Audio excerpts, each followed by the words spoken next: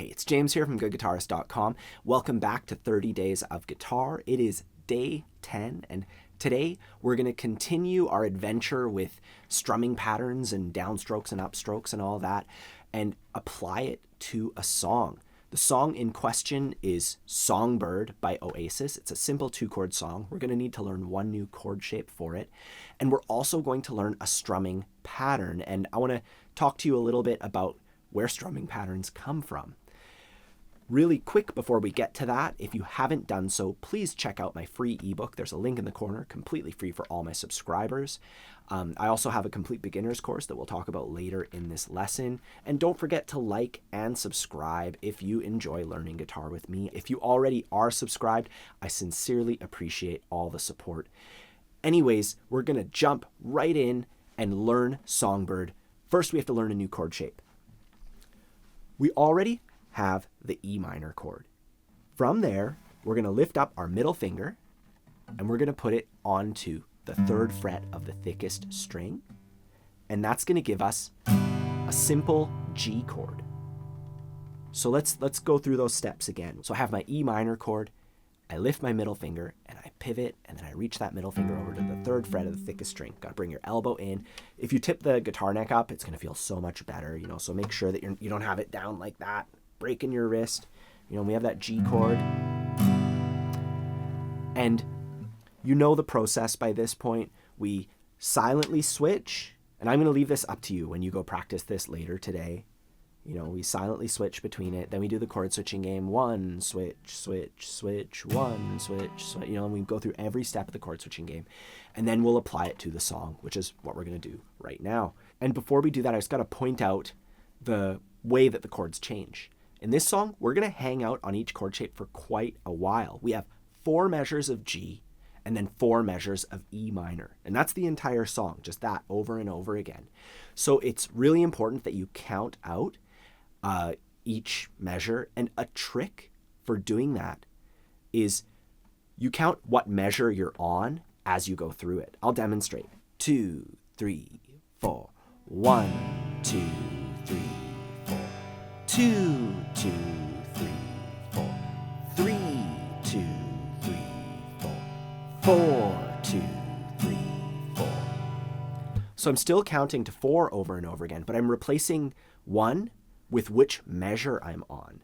There's 4 measures of G, so I'm like 1, 2, 3, 4, 2, 2, 3, 4, 3, 2, 3, 4, 4, 2, 3, 4. So we do that, we count like that for G, and then we count like that for E minor. And that's going to help us keep track of where we are in the song. And the switch, there's just like one of them every 4 measures, right? So it's not too bad. But once again, you go through those steps, silent switching, chord switching game, and then playing through the chord progression of the song.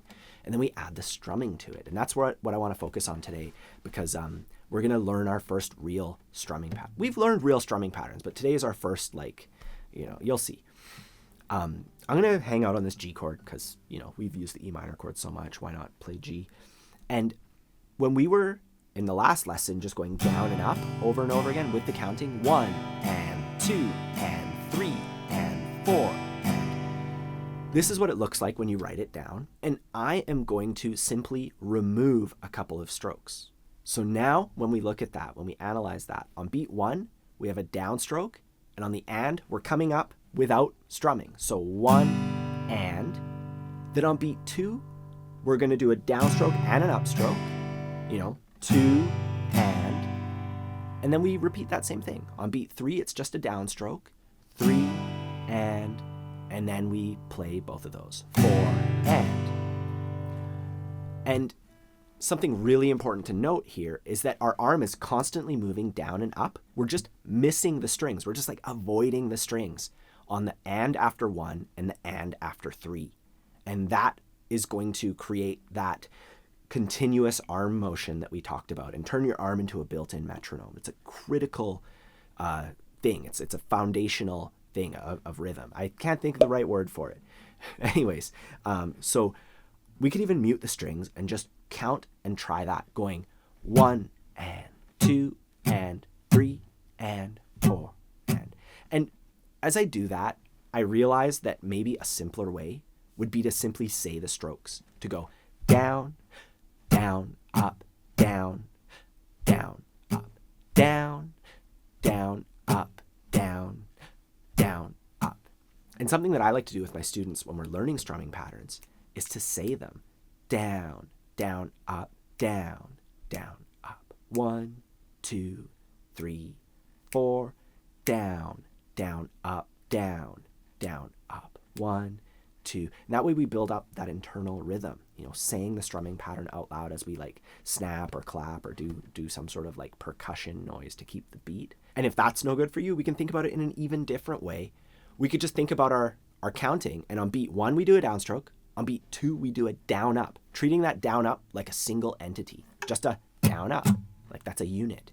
Then on beat 3 we do a downstroke, and on beat 4 we do a down up. So we would think 1, 2, 3, 4. 1, 2, 3, 4. Whatever way you choose to do it, whether you count it out completely broken down, like the first thing we did, or whether you say the strokes, or whether you think about the numbers and alternating between doing a downstroke and a down up, whatever way you choose, I want you to do it over and over again.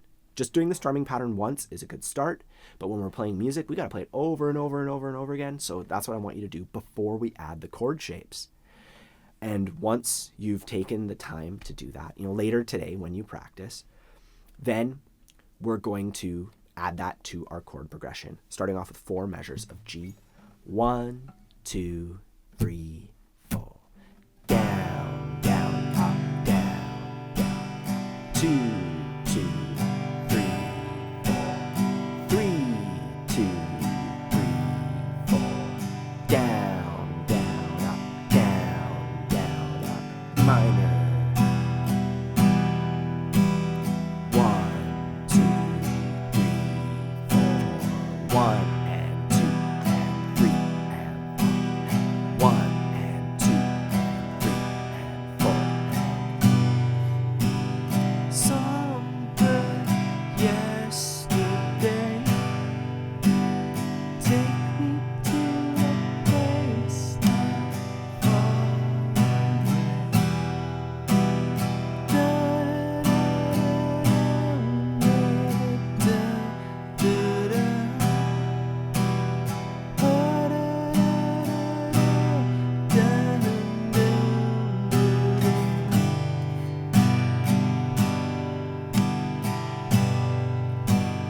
Know what it's like.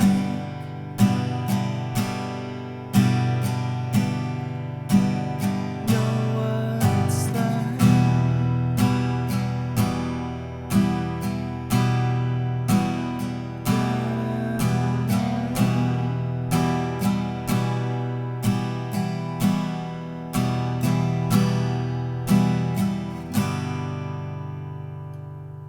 And that's all for today. I do have a separate lesson for this song where we do it with another strumming pattern. You're welcome to check that out. We're not quite at that point yet, but if you're interested in learning the song in less of an exercise way and more of like a let's just play the song kind of way, I'll put a link to that in the corner. Otherwise, tomorrow we're going to move on and we're going to learn how to transform that G chord into the real G chord, because there's a couple extra fingers that we have to add to it, and we can use that along with a really basic strumming pattern to play What I Got by Sublime. So we're going to learn another song tomorrow using another pair of essential chord shapes. As I mentioned before, I have that free ebook. It's completely free for all my subscribers. Link in the corner and down below for that. I also have my complete beginner course, which is designed to just step by step take you from absolute beginner to confident strummer. It's a lot more stuff than we're going to be doing in these next 30 days and a lot more in depth. And, with what we've learned today, we now have all the tools at our disposal to learn tons of songs. So we're just going to keep snowballing this and keep building up on it. If you enjoy learning with me, please remember to like the video, subscribe, hit the bell icon. That way you'll be notified about tomorrow's lesson. Otherwise, have a fun time practicing, and I'll see you soon.